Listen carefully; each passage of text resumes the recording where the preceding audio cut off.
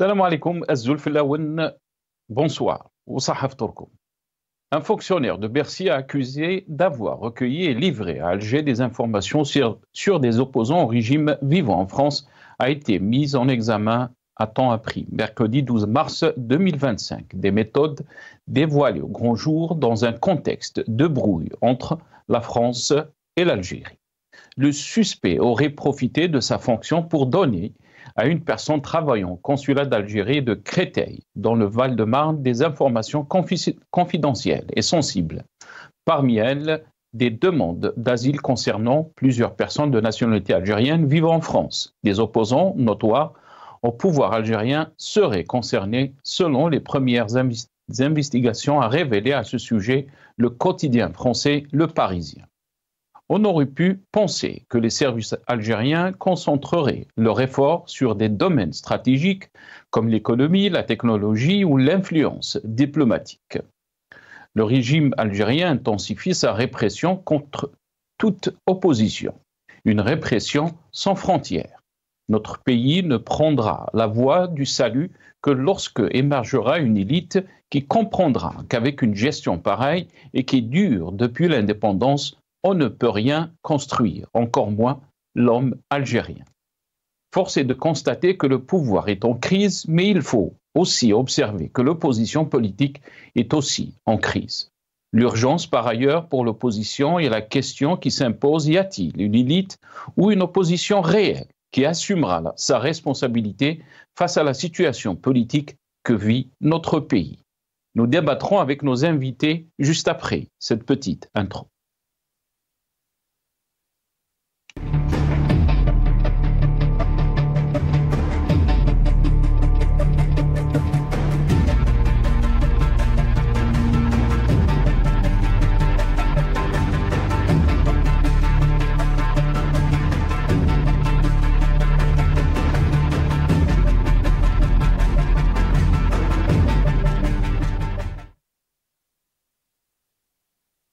Arrestation en France de 2 fonctionnaires pour espionnage au profit de l'Algérie. Le titre de notre émission pour ce soir. Et pour en parler, j'ai le plaisir d'accueillir dans cette émission Rafiq Bouhlel, analyste politique.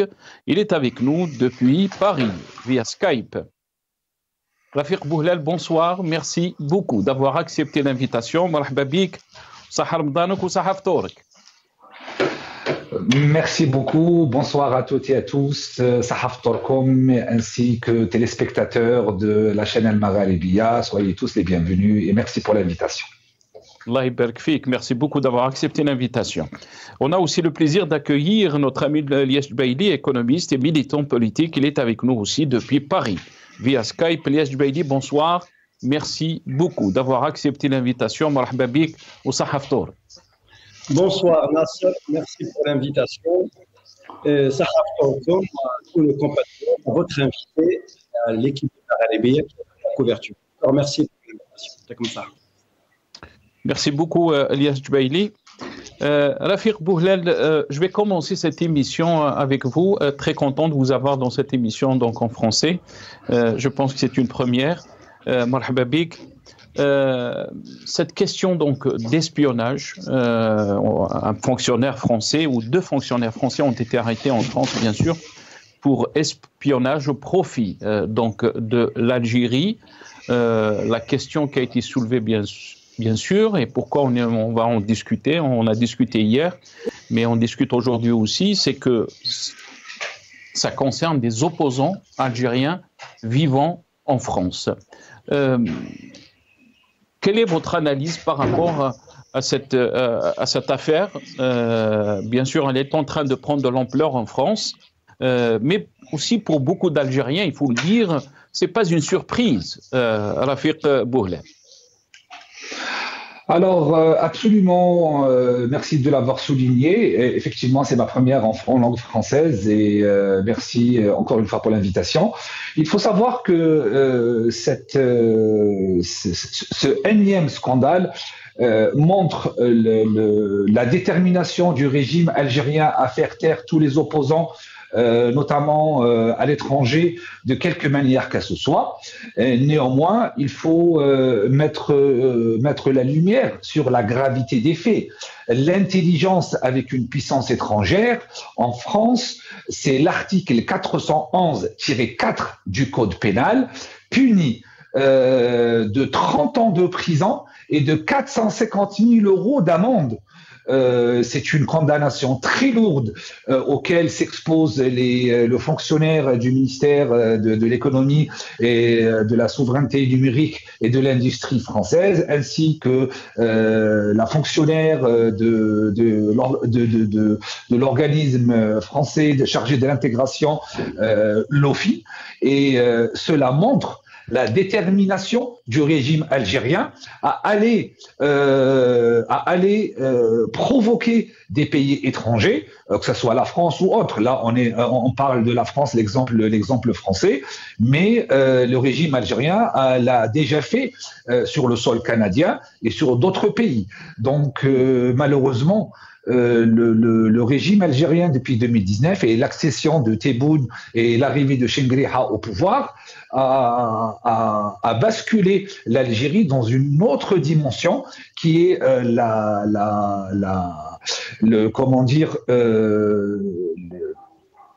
la liberté d'expression inexistante, que ce soit à l'intérieur du pays, à travers l'article 87 bis, même s'il a été récemment changé, mais néanmoins reste que le régime algérien utilise un arsenal juridique pour faire taire toutes les voix opposantes sur le sol algérien, mais surtout sur le sol français. On l'a déjà vu avec la sortie des influenceurs et le très grand dérapage des influenceurs pro-régime algérien suite à un simple hashtag Marani Sharabi, qui a poussé plusieurs influenceurs à menacer de mort les opposants algériens. Et là, on passe à un autre niveau de violation de la souveraineté française, à savoir recruter des hauts fonctionnaires, notamment et surtout celui du ministère de l'économie et de la souveraineté numérique. Il faut savoir et que nos chers téléspectateurs puissent comprendre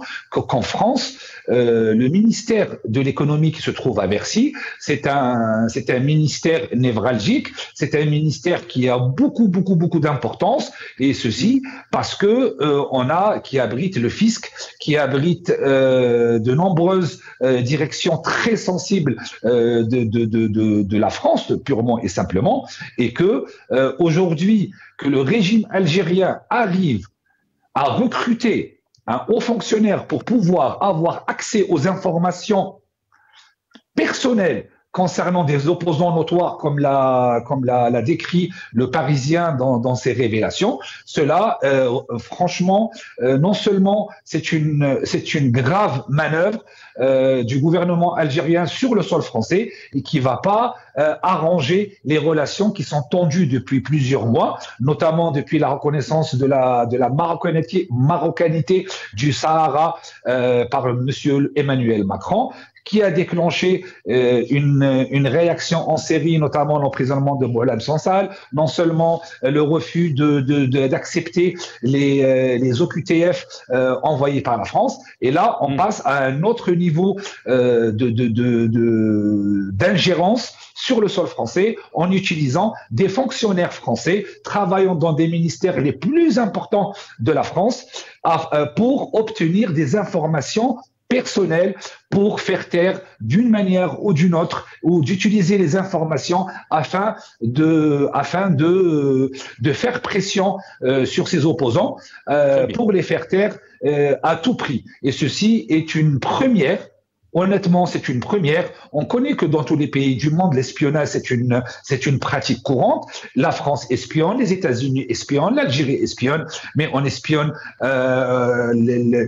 dans un domaine économique, ou dans un domaine d'industrie, ou dans un domaine d'armement, mais dans un domaine privé. Voilà, pour faire taire les opposants et attaquer leur vie personnelle, cela a dépassé toutes les limites du raisonnable. Très bien, reste avec nous, Rafiq Bouhlal.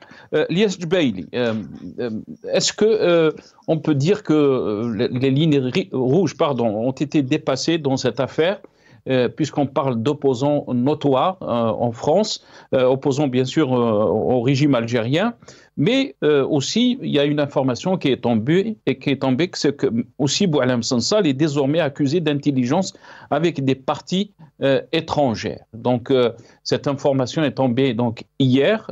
Boualem Sansal est accusé d'intelligence avec des parties étrangères. Comment vous avez trouvé donc cette affaire Lies Djebaili? Est-ce qu'on est dans cet esprit du tout sécuritaire dont notre ami Rafiq Bouhlal a fait son analyse, cette approche répressive aussi depuis 2019, où on est arrivé à la répression sans frontières, si on peut dire. Lies Djebaili. En fait, Nasser, toujours on est dans la même continuité des débats. On ne va pas déroger cette fois-ci à notre débat. La continuité, c'est que le régime, la genèse du régime, c'est la répression, c'est le flicage et c'est l'espionnage. Le régime algérien a toujours eu recours à ce genre de pratique. L'assassinat de Krim Belkacem en 70 à l'hôtel intercontinental de Francfort, Khalid Allah yarhamou en Espagne, et Ali Msili, et d'autres opposants, c'est-à-dire avec des opposants du point de vue charismatique qui étaient prêts à relever le défi pour changer la nature de gouvernance en Algérie. Néanmoins, c'est une image ou configuration symptomatique du régime. Moi, personnellement, je ne suis pas surpris. Aucun Algérien n'est surpris de la pratique de ce régime. C'est une méthode, c'est un mode opératoire, c'est une méthodologie une pratique courante, qui est connue par tous les Algériens. Par tous les Algériens. Maintenant, le régime prend le risque, je veux dire, de traverser les frontières. Donc, c'est plus un espionnage, flicage à l'intérieur du pays, c'est au-delà. Il s'avère, juste pour nos téléspectateurs, moi, je connais le ministère de Bercy. Il est pour eux, pour vous dire, certes, c'est un ministère où le centre névralgique économique, les prises de décision se font, mais non plus, c'est pas le ministère de la Défense et c'est pas le ministère de l'Intérieur. Donc, il est surveillé, mais il y a pas mal de binationaux qui travaillent. Soit c'est des fonctionnaires, soit c'est qui ont des contrats à durée déterminée dans la fonction publique. Voilà. Néanmoins, ce fonctionnaire franco-algérien, à ma connaissance, il est sous contrôle judiciaire. Il n'est pas en détention. Pourtant, la gravité, elle est avérée. Voilà. Donc, le régime a fait appel à ce ressortissant franco-algérien pour avoir des informations sur qui? Sur la diaspora. La diaspora qui est devenue un terrain d'opération pour les services de renseignement algériens. D'ailleurs, vous l'avez si bien dit, Nasser, ainsi que votre invité, au lieu de chercher de mettre en place une influence économique, diplomatique, stratégique, une économie décarbonée, comment mettre en place des institutions fortes pour une Algérie de demain, et s'appuyer sur cette diaspora qui est dans tous les pays du monde, est un levier de puissance, et cette diaspora est devenue malheureusement, pour le régime en question, une menace pour sa survie. Donc c'est courant, ce n'est pas depuis 2019. Peut-être ça va crescendo, peut-être la répression a décuplé. Mais le contexte, Lies Djebaili, ce que vous êtes en train de dire historiquement, est juste. Mais le contexte que vit les relations entre Alger et Paris, c'est un contexte de crise. C'est un contexte où on est en train de voir que jamais les relations algéro-françaises n'ont arrivé à ce point pour peut-être beaucoup d'observateurs, ils parlent peut-être de rupture de relations. On a vu par exemple les déclarations, il y a 2 jours de ça, les déclarations du Premier ministre, Bruno Retailleau, qui a dit que nous avons pris la décision d'aller dans une riposte graduée et qu'ils ont aussi refoulé l'ex-directeur de cabinet de Abdelmadjid Tebboune, Abdelaziz Khelef et son épouse, et l'épouse aussi de l'ambassadeur d'Algérie au Mali. C'est des décisions qu'on n'a jamais vues, ça, auparavant, quand il s'agit des relations algéro-françaises. Est-ce que vous pensez que le contexte aussi est très délicat par rapport donc, à cette affaire Lies Jubaili. Au fait, absolument. Donc, le terrain, il est propice à ce genre. La tension, elle est à son comble. Du jamais vu, c'est inédit dans les relations entre la France et l'Algérie. Je vous renvoie à la citation de De Gaulle qui disait à ses ministres chargés de négocier les accords d'Évian, réussissez ou échouez. Mais il faut se détacher des détails. C'est ça la France et l'Algérie. La France et l'Algérie, soit ils réussissent ensemble, soit c'est l'échec ensemble, mais ils vont pas s'attarder sur les détails. Juste pour nos compatriotes, c'est un détail. Peut-être il a fait la une du Parisien, un petit peu le Figaro, un peu les Valeurs Actuelles, c'est-à-dire on va dire les journaux un peu de droite, mais ça reste, mais la DST, je veux dire, les services de renseignement français, ils sont au courant de ce qui se passe. Donc il y a pas mal. Donc certes, peut-être, je vais vous choquer, vous dire un non-événement pour les Français parce qu'ils savent c'est des pratiques courantes. Les Russes font appel à ce recours, mais le plus important, c'est revenir au régime. C'est ça ce qui nous intéresse, parce que la France est un État de droit, donc il va essayer un petit peu de démêler du faux et du juste ou l'inverse, mais c'est le régime algérien et sa relation vis-à-vis de l'opposition. Donc on voit bien que le régime, il est prêt à traquer, à faire la chasse à l'homme de tout Algérien, de tout opposant qui demande un changement et qui milite de façon démocratique, de façon pacifique, c'est-à-dire toute cette opposition qui milite sur la place de la République et qui dans des collectifs qui militent depuis 5 ans, parce qu'au fait, il faut savoir que l'intérieur, il est quasiment anéanti, mais ils ne peuvent pas taire la diaspora. Je peux lancer des messages et dire au régime, il y a des collectifs en France, des collectifs de la diaspora, oui, qui sont toujours présents depuis le février 2019, qui militent et qui travaillent et qui rédigent et qui sont prêts pour relever le défi. Parce que le changement démocratique en Algérie est une question, est une décision irrévocable du peuple algérien et on est dans un cycle irréversible. Pour finir, Nasser, le régime, il va faire appel aussi à d'autres pressions sur le renseignement, sur la pression des familles en Algérie, sur la pression des familles en France, pour interdire nos compatriotes de rentrer chez eux, ainsi de suite. Donc c'est une pratique courante qui relève des méthodes, je veux dire, de la Tchéka, c'est-à-dire l'ancêtre du KGB russe, soviétique. Très bien, restez avec nous, Lies Jubaili. Avant de donner la parole à notre invité, Rafiq Bouhlel, on va regarder cette petite vidéo, donc un petit reportage sur donc cette personne qui a été arrêtée, ce fonctionnaire français. Un fonctionnaire d'expérience soupçonné d'avoir transmis à l'Algérie des informations sur des opposants vivant en France. Le fonctionnaire mis en examen, que nous appellerons Monsieur X, est un franco-algérien. Il était chef de secteur à la sous-direction du numérique au ministère. L'homme aurait noué une relation intime avec Madame Y, une assistante sociale de 46 ans, travaillant, elle, au sein de l'Office français qui gère les demandes d'asile dans notre pays. L'OFI. Les informations auraient ensuite été transmises par Monsieur X à un diplomate du consulat d'Algérie de Créteil, Monsieur Z. Un homme qui appartiendrait en réalité au service de renseignement. Voilà, donc Rafiq Bouhlel, en quoi nous renseigne ces pratiques, si on peut dire, cette affaire?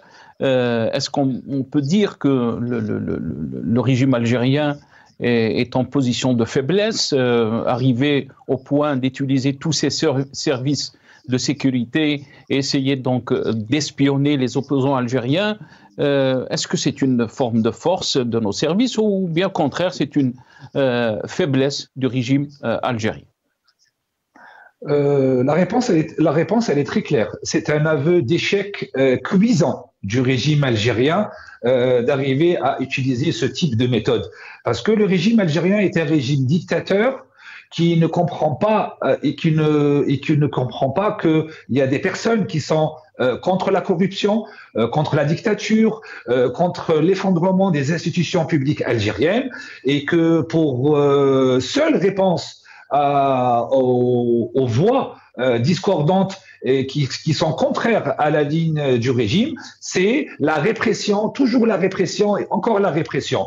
Moi, personnellement, j'ai été victime d'une filature le 31 décembre 2021 par un agent du consulat d'Algérie à Saint-Étienne. Je l'ai déclaré. La justice a ouvert même une enquête pour menaces et contrefaçon de marque dans le cadre de mes activités. Et pour avoir dénoncé uniquement la corruption et pour avoir refusé la corruption, le régime algérien m'a classé dans la liste des opposants au régime. Et aujourd'hui, ça fait 5 ans que je suis exilé d'Algérie. Je ne peux pas remettre les pieds en Algérie. Je suis accusé d'être aussi un espion envoyé par la France, payé par la France pour déstabiliser le régime algérien. Voilà le niveau du gouvernement algérien et de la gouvernance actuelle. Aujourd'hui, toute personne qui soit chômeur, intellectuel, dessinateur, journaliste, hommes, femmes, personnes âgées, tous, sans exception, on est tous classés dans la case des opposants politiques. Donc, et concernant la violation de la souveraineté, pour ma part, c'est pas, j'utilise les mots avec beaucoup de retenue et je pèse mes mots. C'est une violation de la souveraineté française comme il n'est jamais produit dans le passé depuis 1962. Arriver à infiltrer un ministère régalien tel que le ministère de l'économie, de l'industrie, de la souveraineté numérique, sachant que ici en France, tout est numérisé et le ministère de l'économie a la main sur ce qu'on appelle le trésor public et avoir toutes les informations. Cela veut dire la situation familiale, les revenus annuels, est-ce que la personne travaille ou elle ne travaille pas? Rafir, je m'excuse, je vous ai coupé la parole. Lyes Jubaili a dit tous les services du monde font ce genre de travail. Ils essaient d'infiltrer, bien sûr, des ministères, ils essaient de recruter même des espions. C'est un travail de service. Pourquoi, donc, ce qu'a fait l'Algérie est différent d'après vous? Pour la simple raison que l'espionnage, et comme je l'avais dit aussi, c'est une pratique qui se fait partout dans le monde, et que la France espionne aussi d'autres pays, ça c'est tout à fait normal, mais l'espionnage, il se limite à l'espionnage industriel, l'espionnage militaire, l'espionnage économique, mais non pas l'espionnage personnel. Les seuls régimes qui pratiquent ce type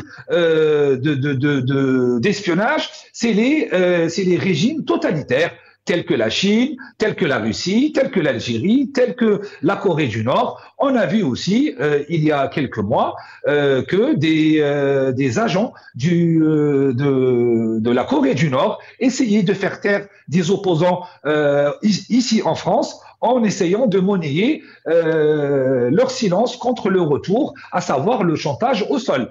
Et c'est ce qui fait systématiquement le gouvernement algérien, à savoir le chantage au sol, se taire contre la possibilité de revenir en Algérie. Pourquoi? Parce que l'Algérie est devenue un bien privé entre les mains de la junte militaire qui dispose de 10e plus grand pays au monde et qui vous oblige à vous taire et qui vous oblige à ne pas réclamer vos droits pour que vous puissiez rentrer en Algérie. Et ceci est une chose extrêmement grave, d'autant plus que depuis 2019 et le mouvement béni du Hirak qui réclame un changement pacifique et une démocratie à tous les niveaux et reconstruire les institutions publiques en Algérie qui se sont effondrées. Aujourd'hui, on voit que les actes du régime algérien vont avoir encore des conséquences plus graves dans la relation franco-algérienne et cela va encore envenimer la situation. Très bien, c'est ce que je voulais poser comme question aussi, Rafir Bouhlel. Lyes Jubaili, les conséquences donc de cette affaire sur d'abord les relations algéro-françaises, mais aussi sur la diaspora algérienne, surtout celle qui a la double nationalité et ceux qui ont des postes clés dans l'administration française. Alors, en tout cas, ceux qui sont binationaux, qui sont titulaires dans la fonction publique, c'est-à-dire qui accèdent, je ne sais pas si ce monsieur il est titulaire de la fonction publique ou c'est un fonctionnaire assimilé. On ne peut pas savoir. Donc, on n'a pas vu son contrat de travail. Il n'en demeure pas moins et il travaille au ministère de Bercy. Parce que Bercy, vous avez des titulaires de la fonction publique, s'ils sont recrutés suite à un concours, que ce soit franco-algérien, ou franco-russe, ou franco-tunisien, ou franco-X, ou franco-Y, donc ils accèdent à certains postes suite à un concours. Et vous avez aussi ce qu'on appelle des sociétés prestataires de services qui sont chargées à mobiliser leurs ressources vives, ce qu'on appelle les ressources humaines, pour les besoins d'une entité publique comme Bercy. Voilà, donc on ne sait pas exactement. Il n'en demeure pas moins, cette personne, elle a cette nationalité binationale et forcément, donc, son B2, si j'ose dire, son casier judiciaire B2 a été fliqué, scanné pour travailler. Il travaille dans le numérique, attention. Il ne travaille pas, attention, il faut dire les choses aussi. Au fait, il n'est pas dans l'économie, il n'est pas économiste. Peut-être il travaille dans la cellule numérique, mais est-ce que les logiciels généralement ne sont pas dépendants les uns des autres? Donc voilà, on ne va pas rentrer dans les détails, mais vous avez des logiciels qui dépendent pas les uns des autres. Forcément, il doit travailler. Il y a des périmètres analytiques qui sont destinés pour chaque salarié, pour chaque entité et pour chaque groupe. Maintenant, revenons à votre question, Nasser. Oui, absolument. Moi, j'ai lu tout à l'heure sur France, sur Valeurs Actuelles. C'est un journal, on va dire, un peu droite dure, qui dit attention, maintenant l'accès à ce genre de poste doit être fliqué. Les franco-algériens, il faut faire comme en Allemagne. En Allemagne, pour avoir un poste au sein de la fonction publique, il faut pas être binational, il faut avoir uniquement la nationalité. La majorité qui sont turco-allemands en Allemagne, soit ils ont laissé leur nationalité turque, soit ils sont allemands. Donc on ne peut pas avoir cette double nationalité. Mais Marine Le Pen aussi a soulevé cette question auparavant, Lias Jubaili. C'est une question qui a été soulevée dans le débat français et ça a été soulevé aussi par Marine Le Pen. Lias Jubaili, est-ce qu'on est en train de criminaliser la diaspora algérienne?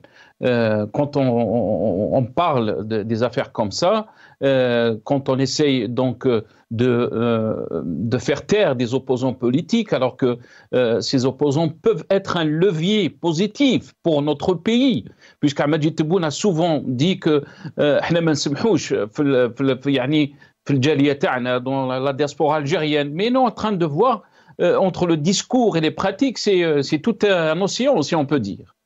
Non, Tebboune ne veut pas le régime, le pouvoir algérien et M. Tebboune ne veulent pas de cette diaspora, parce que pour eux, cette diaspora, qu'elle soit intellectuelle ou pas, en tout cas, pour eux, c'est une menace pour leur survie. C'est la raison. Même, je dirais, même le harraga, peut-être c'est une filière qui est instrumentalisée. Quand on voit le harraga qui arrive par des milliers, et on sait que dans les gardes, et on sait que tout notre pays, il a toujours misé sur le tout sécuritaire, que les côtes algériennes, 1200 km de côtes, si elles sont pas surveillées, on laisse le harraga. C'est pour déplacer cette jeunesse, pour qu'elle soit pas dans une forme de revendication, dans une forme de revendicative et de contestation. Donc, on déplace toute cette jeunesse à l'extérieur. On ne laisse pas venir la diaspora instruite en Algérie pour développer le pays. On veut plus de cette couche d'Algériens.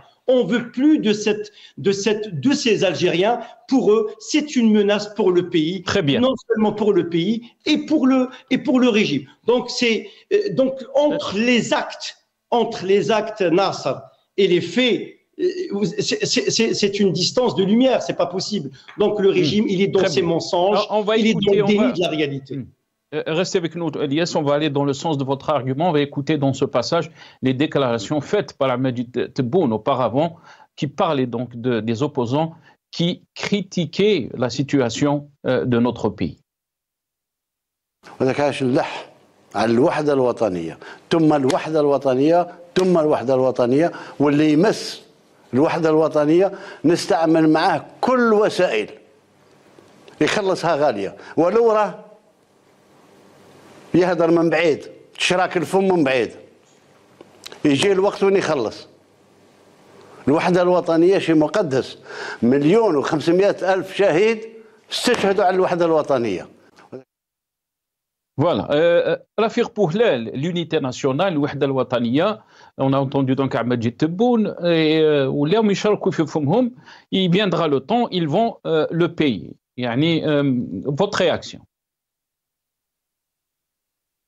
Président de la République du 10e plus grand pays au monde tenir de tels propos, c'est juste honteux. Et au-delà d'être honteux, il noircit l'image d'un beau pays comme l'Algérie. Aujourd'hui, là, dans ce discours, il menace ouvertement les personnes, les Algériens, qui ont une autre vision de l'Algérie et qui est contraire à celle du régime. C'est des déclarations extrêmement dangereuses et qui montrent la détermination du régime algérien à faire taire à tout prix, même en utilisant des moyens illégaux et en faisant pression sur les personnes, sur leurs familles en Algérie, encore restantes là-bas, pour obtenir le silence. Et ceci est un dérapage qu'on n'a jamais vu auparavant et qui est devenu systématique à l'encontre de la diaspora. Faut pas oublier qu'en 2023, juste pour avoir une information, il y a eu 5 millions de voyageurs entre l'Algérie et la France qui ont été transportés par les compagnies aériennes. Donc, un échange extrêmement important et qui porte préjudice à la diaspora algérienne vivant en France. Et comme vous l'avez souligné très justement, lors des législatives de l'année passée, Madame Marine Le Pen et Monsieur Jordan Bardella ont évoqué à plusieurs reprises la dangerosité des binationaux dans les postes sensibles. Et ils étaient même prêts à proposer un projet de loi pour interdire les binationaux d'être nommés à des hautes fonctions. Cela a eu une réaction de la part des macronistes guidés par l'ancien Premier ministre Gabriel Attal et la tête de liste sur la France insoumise, monsieur Emmanuel Bompard, qui ont répliqué fortement en précisant que la double nationalité, qu'elle soit algérienne, américaine, tunisienne, marocaine ou autre, est une chance pour la France. Mais là, ce que fait le gouvernement algérien en utilisant ces techniques du tout sécuritaire porte un énorme préjudice. Depuis 2019, la diaspora algérienne... Et expose même la diaspora, Rafik. Même la diaspora algérienne, déjà, elle souffre depuis 2019 avec la fermeture des frontières, avec la non-autorisation de rentrer en Algérie, avec la non-délivrance des passeports pour les sans-papiers qui voudraient faire leur vie et autres. Le fait de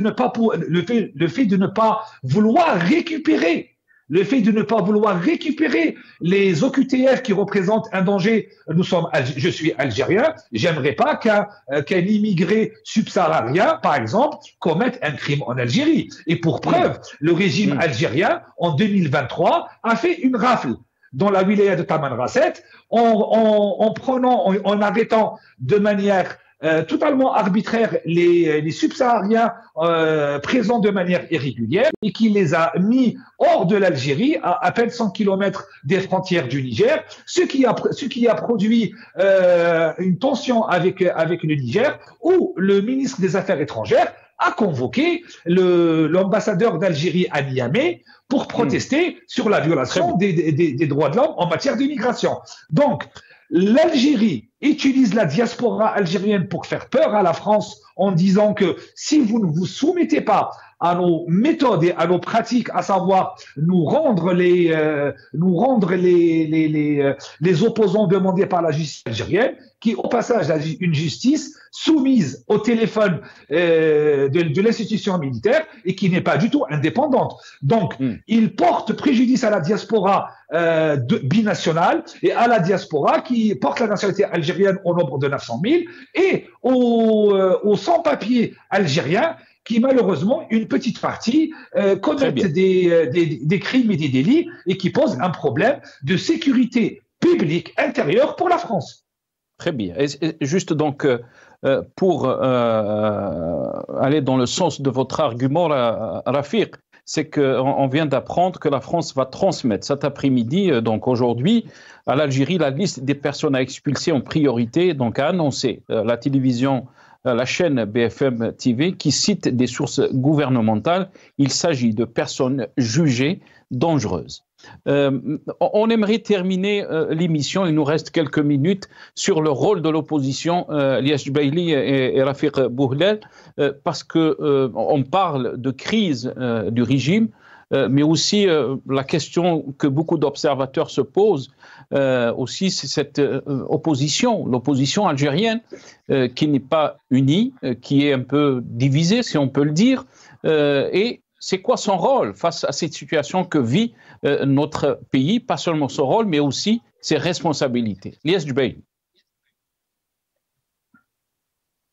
D'abord, Nasser, le régime n'a pas changé. D'ailleurs, il y avait une grande politologue qui s'appelle Khadija Finan qui a été invitée sur C'est à vous. Et le journaliste lui pose la question, c'est quoi ce régime qui embastille ces écrivains célèbres et qui traque ses opposants à la France? La réponse, elle était cinglante de cette politologue, Khadija Finan. Elle lui a dit, le régime n'a pas changé. En 2022, quand la France avait des contrats juteux, quand les relations étaient excellentes et l'Algérie donnait des contrats à outrance à la France, et maintenant, il n'a pas changé. C'est-à-dire, le régime, il est dans son job de répression jusqu'à maintenant. C'est que la donne et le contexte, la temporalité et les conditions ont changé. Mais la genèse, la vision répressive, comme on dit, le mode opératoire est toujours le même. C'est ça il faut pas, c'est ce qu'il faut garder dans le champ visuel. Sinon, par rapport à cette opposition, nous avons toujours dit que l'opposition devrait prendre ses responsabilités, s'emparer du problème. S'emparer, c'est un grand problème qui dure depuis des décennies. Le combat des Algériens, c'est pas depuis 2019, c'est que 2019, c'était une goutte, parce que toutes les revendications ont convergé vers une chose. Il est temps de changer. Il est temps de changer ce régime. On ne peut pas continuer avec ce régime pour une raison très simple, parce que l'entrisme ne fonctionne pas. Le réformisme ne fonctionne pas. Ce qui fonctionne avec le régime, même pas, je dirais, Nasser, même pas un dialogue ouvert, transparent. La seule chose qui fonctionne avec le régime, c'est la transition démocratique. Tout le monde le fait. En tout cas, dans l'opposition, nous parlons que de la transition démocratique. Le réformisme n'a pas marché, n'a pas fonctionné depuis 80 jusqu'à maintenant. Le régime, il a cette capacité.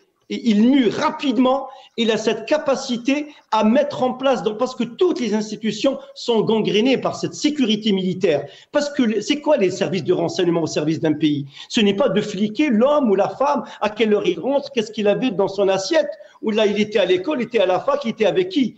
Les services de renseignement, c'est surveiller et protéger l'intégrité du territoire, des biens et du peuple aussi. Ce régime-là, il a pris la mauvaise branche des services de renseignement qui est issue de la Tchéka et celle des services de renseignement très durs, tchèques, polonais, hongrois. Ces pays-là ont retrouvé la liberté, la démocratie. Le nôtre, il est toujours corrélé, son équation, toujours corrélée à celle de la Corée du Nord. Donc, le régime ne va pas donner solution, Nasser. Vous le savez très bien, le régime n'offre rien. Je ne parle pas du régime, Liass Jubaili, on ne parle pas du régime, mais quand on est en train de débattre de cette affaire d'espionnage qui a visé donc les opposants algériens. On parle de l'opposition algérienne qui est établie à l'étranger, qui sont en France ou ailleurs, qui sont visés par cette répression. Est-ce que ce n'est pas le temps maintenant de s'unir? On a vu beaucoup de différences, beaucoup de divisions entre les différentes oppositions. Est-ce qu'il n'y a pas une certaine responsabilité face à cette situation que vit notre pays, Liass Jubaili? Il n'y a pas, Nasser, il n'y a pas de grands peuples, il y a de grands hommes dans la vie. C'est ça. C'est une citation de Chinois. Il n'y a pas de grands peuples, il y a des grands hommes. C'est ça. Si cette opposition qui veut sauver son pays, sauver le peuple, sauver nos compatriotes qui se trouvent à l'intérieur, parce que tout est verrouillé, c'est à elle de prendre ses responsabilités. On ne va pas parler d'un projet de société, on ne va pas parler d'un projet d'adhésion. Ce que nous voulons, c'est sauver l'Algérie. Sauver l'Algérie, c'est s'unir ensemble, travailler ensemble pour avancer ensemble, parce que le régime n'attend rien. Le régime, il est incolore, il est inodore. Celui qui le dérange, que ce soit conservateur, démocrate, laïque, communiste, il l'abat. C'est ça le régime. La force du régime, c'est la survie. Et il veut tout mettre pour mettre fin à cette opposition. Le Hirak béni, le Hirak al-Mubarak, pour lui, c'est une souffrance. Pour lui, c'est un malheur. Il veut mettre fin au Hirak pour faire repartir le pays et disons que nous allons nous diriger vers des réformes, vers des réformettes pour changer. Très bien. Maintenant, la question que vous me posez, Nasser, elle a été déjà posée depuis pas mal d'années. Même au temps de Benchnouf, quand il faisait son microscope, on a toujours dit, il faut s'unir. Maintenant, il faut structurer les rangs. C'est à nous de travailler. Moi, je suis dans un collectif. Moi, depuis 2019, j'opère dans un collectif. Je ne peux pas opérer seul, mais j'opère dans un collectif qui produit, qui fait des trucs qui s'appellent le PADA pour une alternative démocratique en Algérie. En tout cas, ce collectif, il est né le 1er novembre 2023 et moi-même et d'autres personnes, nous avons subi dans des journaux de trucs que nous sommes des contre l'unité nationale, que nous sommes financés par d'autres entités étrangères, mais c'est pas l'espionnage. Vous savez, l'espionnage dans tous les pays du monde existe, Nasser. Ça peut faire partie aussi de la contre-révolution. Mais ce qui est important, c'est que tous les opposants qui se trouvent en France doivent se rassembler, commencer par un rassemblement déjà, devant le consulat pour dire nous sommes toujours présents et que le combat nous a jamais quitté. Il est intrinsèquement dans nos veines et dans notre sémantique de combat. Reste avec nous, Lias Djubaili. Rafiq Pouhlal, yani, cette chape de plomb qui s'abat donc sur les opposants algériens en Algérie. On a vu le cas de Fethi Gharras, son épouse, Karim Tabou, Cheikh Ali Belhadj, aussi Ihsan Al-Qadi, des journalistes qui ont été emprisonnés, dernièrement Abdelwakil Blam. On peut citer des noms et des noms. La répression est très claire. Cette approche sécuritaire depuis 2019 que l'Algérie n'a jamais connue. Mais le problème ne se pose pas seulement à l'intérieur, mais aussi aux opposants algériens qui sont à l'extérieur. Quel est le rôle de l'opposition face à cette situation, on peut dire inédite, que vit notre pays? Vous avez totalement raison en citant les politiques en Algérie tels que M. Gharras et son épouse et d'autres personnes. On peut citer aussi M. Mohamed Tadjadjit, un simple citoyen qui n'a aucun parti politique et qui se retrouve en prison arbitrairement.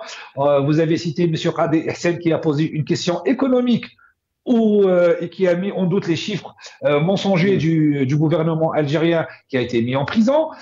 On peut citer aussi Madame Abla Qammari, une simple citoyenne, pour avoir exprimé ses idées, elle se retrouve en prison avec de très lourdes charges. Là, on remarque qu'on soit politique de gauche ou de droite, laïque ou islamiste, qu'on soit un simple jeune ou une simple femme qui travaille dans une banque peut représenter un danger pour ce régime qui prouve qu'il est tout sauf un régime stable et capable d'affronter les problématiques du pays. Et le rôle de la diaspora est un rôle important où on a la liberté de mouvement, on a la liberté de parole, et on remercie, personnellement je remercie sincèrement et chaleureusement la chaîne Al-Magharibiya de tout le travail qu'elle fait en termes de diffusion et de donner des informations et inviter des gens qui n'ont pas la chance de pouvoir s'exprimer ailleurs et surtout de pouvoir être unis. Parce qu'aujourd'hui, l'Algérie est effondrée, les institutions publiques se sont effondrées, l'économie algérienne s'est effondrée. Aujourd'hui, le chômage est arrivé à des chiffres jamais atteints. Les sociétés publiques, au nombre de 20 000 sociétés publiques, sont déficitaires chaque année, avec les déclarations du Premier ministre, où il a déclaré, pas plus tard que l'année passée, que les entreprises publiques avaient généré un déficit de 1,6 milliard d'euros. Donc aujourd'hui, le rôle de la diaspora, c'est d'être unis et de surtout saisir les institutions internationales telles que les Nations Unies afin de dénoncer ces pratiques qui relèvent d'un certain temps des années 50 et 60. Aujourd'hui, l'Algérie a besoin d'une liberté, a besoin d'une démocratie, et surtout, que ce soit aux autorités françaises ou à l'Union européenne en général. Ils peuvent remarquer qu'en 2019, quand le Hirak était à son apogée, l'immigration clandestine a quasiment cessé. Pourquoi? Parce que le peuple algérien, les jeunes Algériens avaient un espoir.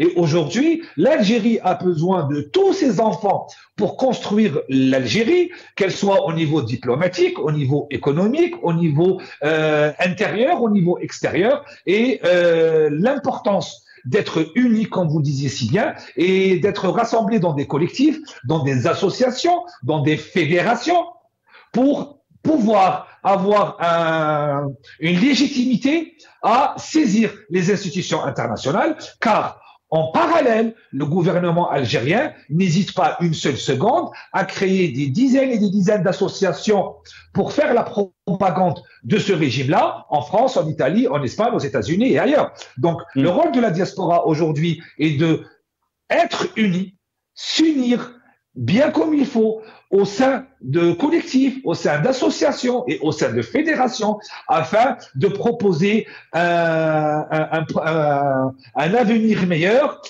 une vue meilleure après un changement pacifique et démocratique, car ce régime-là est un régime qui est périmé et qui joue la carte du temps pour essayer de se maintenir en espérant le changement de position d'un pays ou d'un autre. Mais malheureusement, cela ne se fera pas. Et aujourd'hui, l'Algérie a besoin de tous ses enfants. Très bien. Merci pour les mots sur la chaîne Al-Magharibiya. Il faut rappeler aussi que la chaîne a été supprimée du satellite à cause de son travail de conscientisation qu'elle fait et bien sûr que la chaîne est ouverte à tous les Algériens. Quelle que soit donc leur tendance politique. Très rapidement, le mot de la fin, je vais vous le laisser, puisque j'ai commencé l'émission avec notre ami Rafiq Bouhlel. Je vais laisser à notre ami Lias Jubaili. Très rapidement, l'Algérie a besoin de tous ses enfants, a dit notre ami Rafiq. Lias Jubaili. Je suis entièrement d'accord. Ce qu'il vient de dire Rafiq, c'est l'Algérie a besoin de tous ses enfants. Tous ces enfants sont pour que le pays change. C'est normal parce que nous sommes avant tout algériens et nous voulons que notre pays change et nous voulons une démocratie pour notre pays et nous voulons que notre pays soit comme tous les autres pays du monde, une démocratie, une émancipation citoyenne, une économie prospère, un pays développé, des institutions désaliénées de la corruption. C'est ça ce qui fait un grand pays et j'en suis sûr que nous y arriverons un jour. Nous y arriverons. C'est une question de temps. Les belles révolutions réussiront sur le long terme. Toutes les belles révolutions au monde ont pris du temps, mais réussiront tôt ou tard. D'ailleurs, la révolution de notre qui a commencé le 1er novembre 1954 et 7 ans après de lutte labeur pour l'indépendance, nous avons eu notre indépendance. Malheureusement, c'est une indépendance territoriale, mais sur le plan de la souveraineté, on a été confisqué. Mais c'est un autre combat, c'est notre destin. C'est comme ça. Il faut relancer. Notre pays nous attend. C'est nous qui devrions être prêts pour relever le défi. En tout cas, j'en suis sûr que tous les Algériens, tous les opposants sont de bonne foi pour que le pays change. Voilà, c'est très très important. Il faut le signaler. Merci. Barakallahu fik Lias. Merci beaucoup Lias Djubaili. Je rappelle, vous êtes économiste et militant politique. Merci à vous d'avoir participé à cette émission. Merci à Rafiq Bouhlel, analyste politique. Vous étiez avec nous depuis Paris. Merci à vous, chers téléspectateurs, d'avoir suivi cette émission. Ya'atikum saha. Qawala khair.